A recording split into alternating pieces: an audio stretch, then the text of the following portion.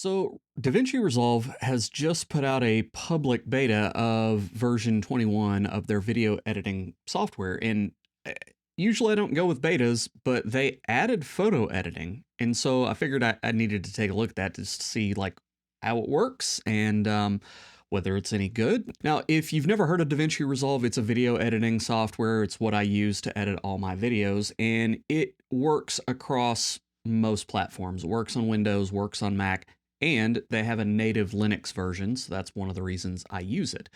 They also have perpetual licensing, and so you pay for it once, and basically so far it's been lifetime. I first bought Davinci Resolve when it was on like version 16 or 17 or something like that. It's been a long time ago since I paid for it, and the license is still working. So that is why it's so interesting, because if the photo editing is good, the video editing is already pretty good. This becomes a very compelling alternative, I think, to people that are on Adobe who need Lightroom and maybe Premiere. I don't think it's going to be a Photoshop replacement, but maybe Lightroom. The other thing before I actually take a look at it is that Davinci Resolve is actually known for how good their color is, and it gets used on like major Hollywood studio movies just for its color grading. So like just in the industry, it is known for having exceptionally good color correction features and workflow, and you can get hardware editing panels, and it's known for being exceptionally high quality in its color. So let's take a look. All right, so I'm in Davinci Resolve. So down along the bottom is where you've got the different sections of Resolve, and basically it's a left to right workflow. The first tab is basically just media, and then typically you go to like cut, and then you've got your timeline, and then you've got fusion editing, and then you've got color correction, and then you've got audio, and then you can export stuff, and it's all been for video. Well, now there's a new module for video editing, and I'm just starting to get used to how it works. So again, this is just a demo, and this is a public beta, so it's still subject to change. I know that they're still working on some stuff. One thing is I don't have any raw files that it will read yet. It will read raw files from like Nikon and Canon and some other major manufacturers of cameras. They don't have Panasonic yet, and my camera is a Panasonic, so I've only got JPEGs to work with here. So I'm still getting used to workflow and everything else like that. In the photo module, it looks like you've got some basic stuff. So you've got like transforms over here on the right. You've got cropping available. There are built-in like looks, and I haven't played with these much. I'm sure that you can build your own. It's got photo effects over here. So like, over here on the left, you can see all these different effects. And if you hover over them, it will give you a preview of like what it will look like if you apply this effect. So that's all kind of interesting. But this appears to be just the basics, and they actually have added the ability that you can use their full-blown color grading section in addition to this. So this isn't all there is, but if all you want to do is just do some basic edits and stuff, and then they've got a little quick export right here, that you could do this and then just kick it out. Now again, this is showing video codec export.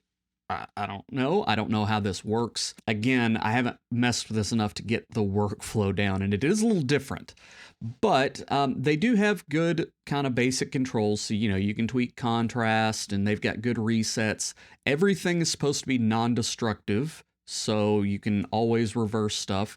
And you can see every single control over here has its own little reverse. So like anything that you do can always be reset, and you don't have to hunt through a history or anything. It's just immediate right there. So that's all nice. In order to get to the more advanced color grading, it seems like you have to add photos to an album. So I would take this and I would do like a, create new photo using this clip.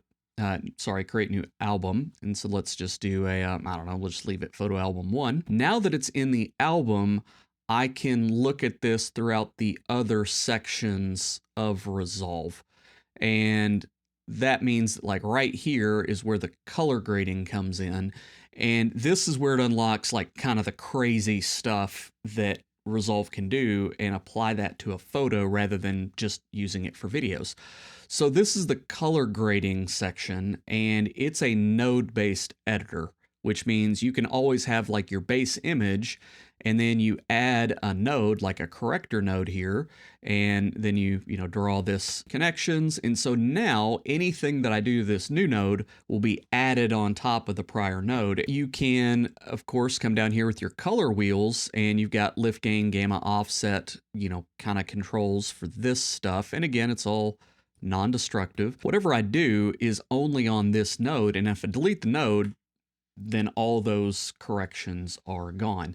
And so this, I think, is really powerful because, again, if you've never messed with Davinci Resolve's color correction, it has a ton of features. So this is the basic curves area, and of course, again, if you don't have to do a custom node, right? You can do this to the base node, everything works immediately.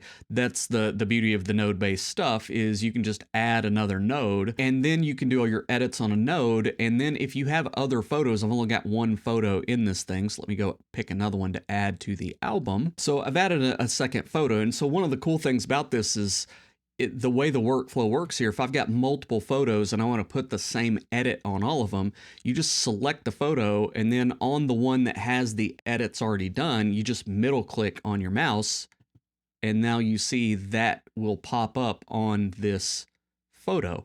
And so this allows you to correct one image, and if you know that you need to apply the same corrections, it's really fast to paste those corrections to other things. Now, after you do that, it does unlink, and now they're separate. So usually whenever I'm doing videos, you'll have like a bunch of clips here, and often they're all filmed at the same time, but I've cut everything up, and so I want like one color grade on the whole thing. Again, if there was some weird casting from the light or something, or they all needed a little bit of brightness, something like that, well, you can do just one clip and get it all done, and then just boom, apply that to everything else. And so that works really, really well.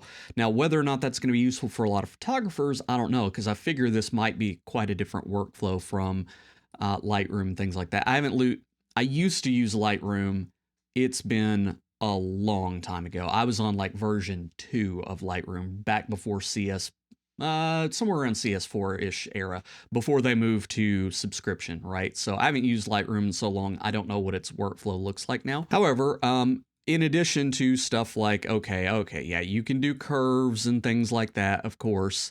You can also do, you know, different curve styles. This is changing hues. You can of course change your scopes down here on the right to give you like your vector scopes and stuff like that. And so whenever you do color grading on like a color checker, it's got these boxes where you can kind of see where the general pure tones of like reds, blue, greens, magentas, stuff like that is. And this is one of the ways that I do color correction, is getting it's kind of complicated, and I'm not an expert on this, but basically if you have a color checker, it has built-in support for a lot of different color checkers.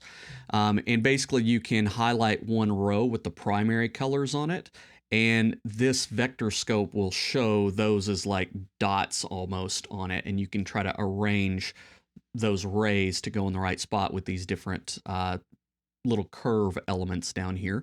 It's got color slice, which is really interesting because it kind of highlights specific color zones for tweaking individually. So like it's got a skin tone color slice, and if I zoom in, it's going to affect stuff that's kind of skin tone-ish. And so you can see right up here where this kind of gold is. If I change the hue, you can see that changing, and I can change the saturation and it will change. And it's only really focused on that like color slice. So that's kind of a neat thing that it's got. You got color warping, color pickers, and I mean, you can do little windows. It's got masking, which I've never used, so don't really know how it works. Built-in blur tools, because again, on video, sometimes you need to blur faces, or you showed something on accident, got an address in the screen that I didn't want. Sometimes I'll blur it or black it out. It's got chroma key built in, all kinds of stuff, because again, it's really, really advanced. So it's pretty interesting that they've added this. You know, obviously this is not an in-depth functional overview because I'm not qualified to do that anyway, but I've been using Darktable for my photo editing and for raw development. And it works pretty good and it's very focused, but it's not as high quality as Davinci Resolve in a lot of ways. Now, it's not bad, it's got tons of functionality and it's technically good. The UI is a little clunky, and so I'm kind of interested to see what people think about this, because I think that if you're on Linux, this provides a pretty professional raw based photo editing software, and it's got full-blown video editing built in too. And so for people that kind of needed both Premiere and Lightroom, this seems like a real shot at Adobe here, because this works on Mac, this works on Windows, this works on Linux. There are no subscriptions. It's a one-time fee for DaVinci Resolve, Studio. And you can also get it for free. I don't have the free one. I paid for it. So I think the basic DaVinci Resolve, I think they're including this with it. So you don't even have to pay for it. Like, it's free for the basic features. And if your camera's supported, it's going to have RAW support. So right here, currently they have RAW support for Canon, Fuji, Nikon, Sony, and iPhone Pro RAW. So like I said, they don't have Panasonic yet, and they don't have everything yet. It's brand new. It's still in beta. So I saw online in their forum that they are trying to talk to other manufacturers to get RAW built in. And it's DaVinci Resolve, it's Blackmagic, so they might have a little bit more pull than the open source community that's trying to develop LibRAW, which is what like Darktable and a lot of the open source stuff uses for RAW. So they might be able to get the actual manufacturer RAW support, which will be better. So, whether it's a full-blown replacement for Lightroom and has all the features, I'd say probably not yet, but it's got a lot of stuff. And for people that are just wanting to do photo edits, man, that's compelling. I think in the future we'll see where it goes with like organization, and Lightroom has a bunch of stuff specific for photos, like print and things like that. I don't know how this works. I know you can do stills, and this is typically how I generate still photos from a video. Again, I'm not really sure how this is going to work just yet, but pretty interesting. Note right there on the export, you can export as a JPEG, PNG, or a TIFF file. You can set your size. Okay, you can adjust compression. Interesting.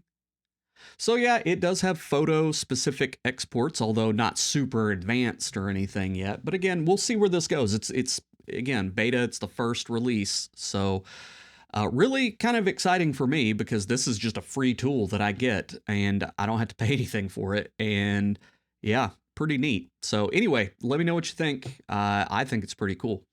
Appreciate your time. Thanks.